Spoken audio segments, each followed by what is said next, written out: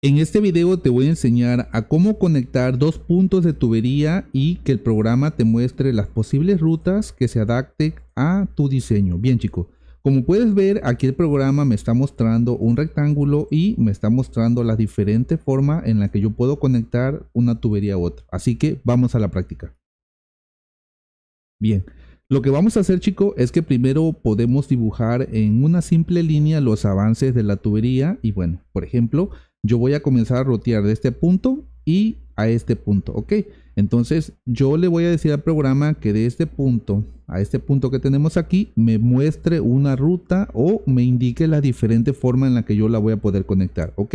Bueno, ¿qué necesitamos? Le voy a dar pipe. Vamos a comenzar a rotear la tubería. Mira, ahí está. Esta va a ser la guía. Bueno, una vez que dé clic, le voy a dar un clic derecho y le voy a decir conectar. Connect, ¿ok? Voy a buscar este punto. ¿Por qué? Porque le estoy indicando que del punto superior al inferior es donde yo quiero que me haga la posible ruta. Le voy a decir que no. Le digo lines. Bien.